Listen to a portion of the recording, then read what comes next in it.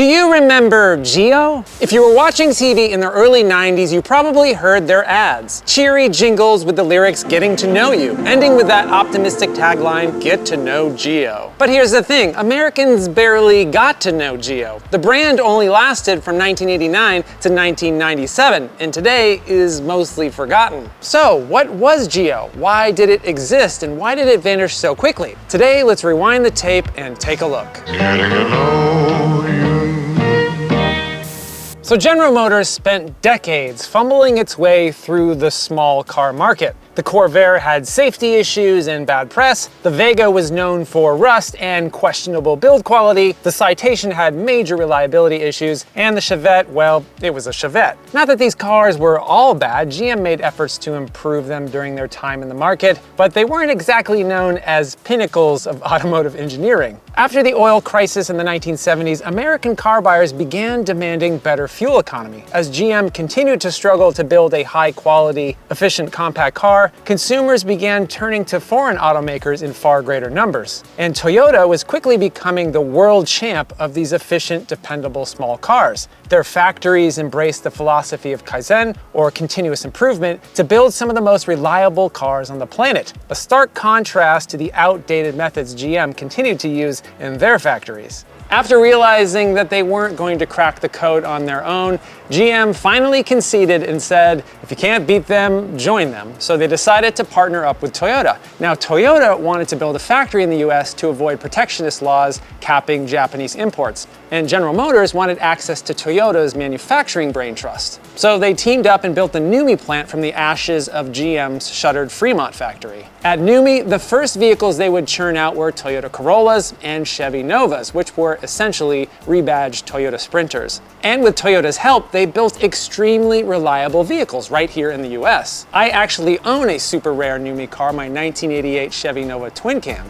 Despite finally building some solid compact cars, GM's reputation with small car buyers was still tarnished. Their past attempts had turned off generations of customers, many of whom had sworn off domestic brands for good. A lot of people have personal stories about this. My parents finally switched to Toyota in 1989 after a lifetime of only buying American cars. And young buyers were much more open to the idea of an imported car. So GM had to try something else, literally anything else. It was time to throw some more spaghetti at the wall and see what sticks. GM already had ownership stakes in Isuzu and Suzuki, and if you know anything about GM in the 80s, rebadging was basically their favorite pastime. So they figured they'd continue to do what they do best, launch a new brand and start rebadging. The new brand? Geo. The plan? Rebadge a bunch of existing Japanese cars as their own, and sell these imported compacts at the very Chevy dealers many of those buyers wouldn't even consider going to in the first place. So it was a tough sell from the start, but man, did they try. To give these little GM curated imports a fighting chance, Geo was heavily advertised. I was a kid at this time, and it seemed like you couldn't go a few minutes without hearing the "Getting to Know You" jingle. Getting to know you. Getting to know you. Getting to know you. Getting to know you. Getting to know you. When Geo launched in 1989, 4 models were available. So let's start with the least known Geo with the shortest production run, the Spectrum. There's a 4-door with a trunk and a 2-door where the whole back end opens up. So the Chevy Spectrum had been in production since 1985, which was essentially a rebadged Isuzu iMark. In '89, GM figured one more year could be squeezed out of this iMark platform, so they sold it as a Geo. It may have been the lowest effort rebadge Chevy has ever done. They didn't even bother slapping a Geo badge on the grille. It still had the Chevy bow tie, although it did have a Geo badge on the back. The Spectrum produced 70 horsepower with its small 4-cylinder and offered buyers basic compact transportation. But after just 1 year, the Spectrum was quickly replaced with a sportier Storm based on the Isuzu Impulse. Possibly the most well-known Geo is the Metro, and the most well-known Geo owner might very well be Ned Flanders. Come on, man, move this thing! I can't! It's a Geo! The Metro is essentially a rebadged Suzuki Cultus, also known as the Swift, and it can be remembered for its insanely good fuel economy, incredibly low horsepower, and extremely sparse creature comforts. Its engine featured just 3 cylinders, and horsepower was as low as 49 for the fuel-sipping XFI model. Later Geo Metros had as much as 70 horsepower. Impressive! Yes, they were slow, very snail-like, but the Metros weighed under 1,800 pounds, and their fuel economy was stellar, 53 miles per gallon city and 58 miles per gallon highway for the XFI. Initially built in Japan, by 1990 all Metros sold in North America were built in Canada through a joint venture between GM and Suzuki. Ultimately, the Metro gained the reputation as being either for someone that wanted the absolute best fuel economy or someone that couldn't really afford a car. If you drove a Metro, it was assumed that you had no money. It was just one step above walking. There was even a Metro convertible starting in 1990. It ditched the back seat to make room for the top, so it actually weighed less than the hatchback. It was short-lived though. By 1993, it was gone. The second-gen Metro arrived in 1995 with revised styling and safety upgrades, and when GM finally killed the Geo brand in '97, the car lived on as the Chevy Metro until 2001.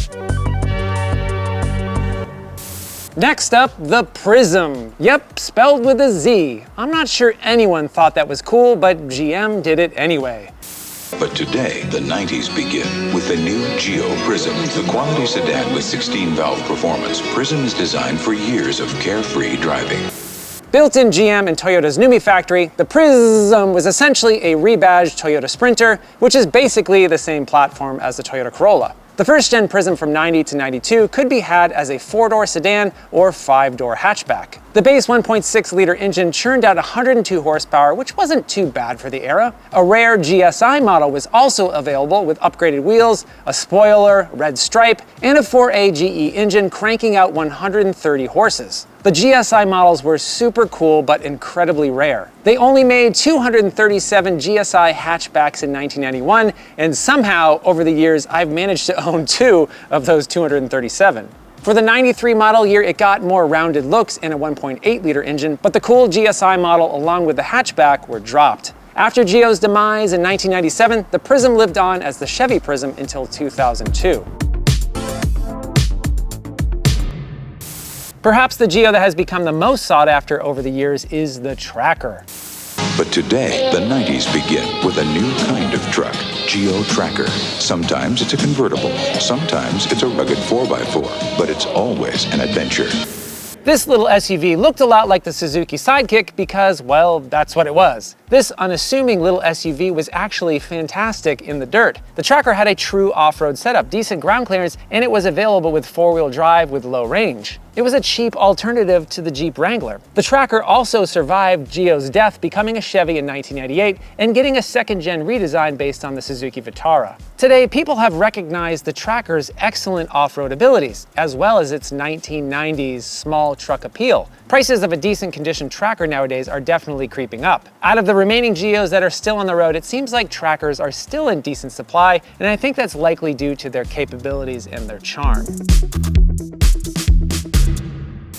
And now on to the Geo that I own, the Storm, arguably the sportiest vehicle in Geo's lineup.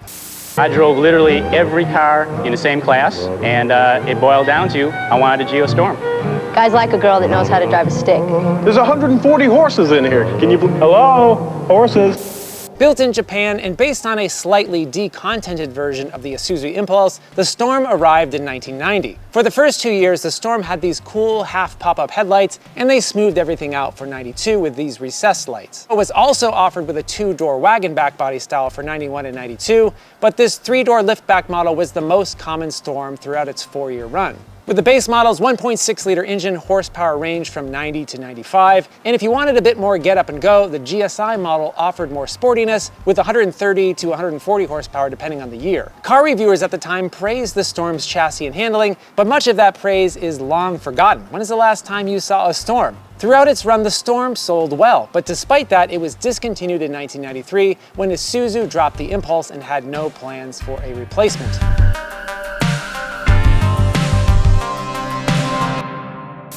From the start, it was pretty obvious that Geo was essentially a catch-all for GM's import partnerships. They attempted to market a clear identity for Geo, with ads primarily targeting younger buyers looking for inexpensive, cheerful cars and spraying each other with hoses. But with vehicles originating from 3 different manufacturers, it felt a bit like a patchwork solution. A brand that was meant from the start as a band-aid for GM's perpetual small car failures. And even with this somewhat scattershot approach, a whole lot of Geos were sold during its 9-year run. Their best year was 1991 with 309,000 vehicles sold. Towards the end, in its second to last year, they still sold over 200,000. They were particularly popular here in California, with the Prizm outselling the Chevy Cavalier in '95. Even though they pulled the plug in '97, some might argue that the brand did exactly what GM set out to do: get people into Chevy dealers and actually sell some high-quality compact vehicles. And no, I don't think Geo was a failed car brand. The purpose of Geo never seemed like it was intended to be a long-term solution. When the brand was killed off, it wasn't because the cars were bad or the whole idea was misguided. It was simply because the automotive landscape had shifted and the Geo experiment had simply run its course. And actually, in 1996, the year before it ended, Geo sales were up nearly 8%, but the world had changed. When Geo was launched in 1989, many Americans were still somewhat hesitant about buying imports. But by the late 90s, Japanese brands like Toyota and Honda had won over the public. And thanks largely to their partnership with Toyota, the quality of GM cars started to improve. And the Cavalier was selling well, allowing GM to better compete with imports. Geo essentially had become redundant. And when the Geo brand ended, General Motors once again got out their trusty rebadge toolkit and rebranded the Metro, Prizm, and Tracker as Chevrolets. The Metro lived on until 2001, the Prizm until 2002, and the Tracker until 2004. While there were many Chevy dealers that were glad to see the Geo brand disappear, there was proof that Geo had built up some valuable brand equity. Sales of Prizms dropped by about 66% after they were branded as Chevys. Turns out buyers much preferred a Geo Prizm to a Chevy Prizm. Unfortunately for GM, happy Geo customers quickly learned that their Geos were not in fact GM designs, but Toyotas, Isuzus, and Suzukis. And when they were ready to buy another car, they weren't likely to head to a Chevy dealer. Looking back, from the start, Geo wasn't built to last. It was a stopgap solution, a way for GM to compete with rising Japanese imports without fully reinventing its lineup. But for a brief time, it gave people affordable, reliable transportation with a touch of charm. So yeah, most Americans didn't exactly get to know Geo, but those who did, like me, they probably still remember it fondly. That's it for today. If you like this video and you want to see more like it, please consider subscribing and hitting that bell icon. If you want to help support the channel, check out my new Geo Storm t-shirt, available at helloro.tv/shop. Thanks so much for watching. I hope you're well, and I'll see you soon.